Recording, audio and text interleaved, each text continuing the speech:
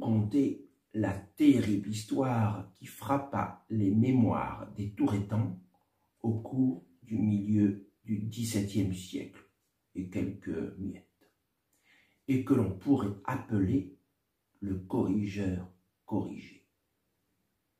À Tourette, dans la nuit du 24 août 1658, meurt dans des circonstances étranges le seigneur Philippe Emmanuel de Chabot.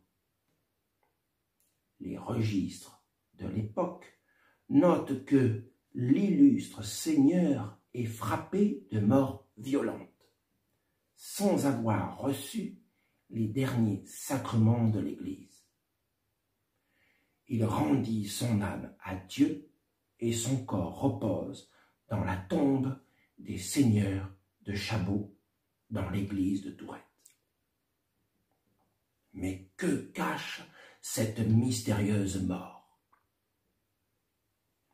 À l'époque, dans le comté de Nice, les seigneurs bénéficiaient d'un privilège appelé l'unurenza, faire honneur, qui consistait à sortir les premiers de l'église avant toute autre personne.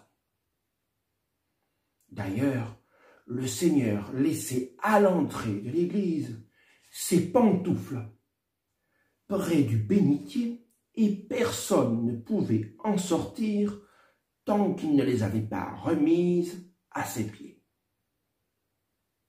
Pourtant, en 1640 et des poussières, lors d'un office du dimanche, un gamin ne respecta pas cette règle ancestrale et sortit prématurément de l'église.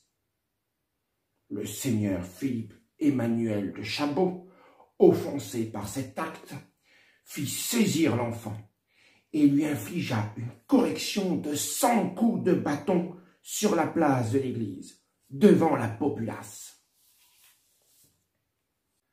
20 ans plus tard, voilà qu'à Tourette arrive un gentilhomme, richement habillé. Son apparence très respectueuse attire l'intérêt et la curiosité du seigneur, qui finit par l'inviter au château. Rapidement, des liens se tissent, et ce personnage précieux, beau parleur, gagne la confiance du seigneur. Un soir de fin d'été, ils partent ensemble sur le chemin qui passe sous le château pour rejoindre Nice. Certainement dans le but de conclure une quelconque affaire.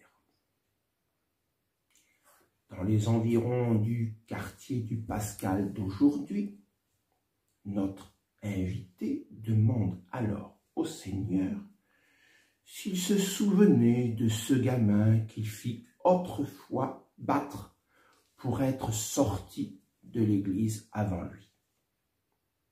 Après quelque temps d'hésitation, car cet événement sans intérêt pour le seigneur était rangé au plus profond de sa mémoire, il se rappela en effet l'humiliation qu'il avait subie ce jour-là et qu'il avait su montrer son autorité face à ce jeune mécréant. À cet instant, le gentilhomme sortit un pistolet de son sac de toile qui était attaché à sa veste en criant « Akewemfang es you » qui, en langue autochtone touretane, veut dire « cet enfant, c'est moi » et de rajouter dans la foulée « Aurati brandi » maintenant, je te tue d'un coup de feu. Voilà la terrible histoire du brandy, dont le souvenir est vivace. Certains anciens, encore aujourd'hui, peuvent vous montrer sur l'antique chemin l'olivier où aurait eu lieu l'exécution du seigneur Philippe Emmanuel de chapeau. Bon confinement à tous.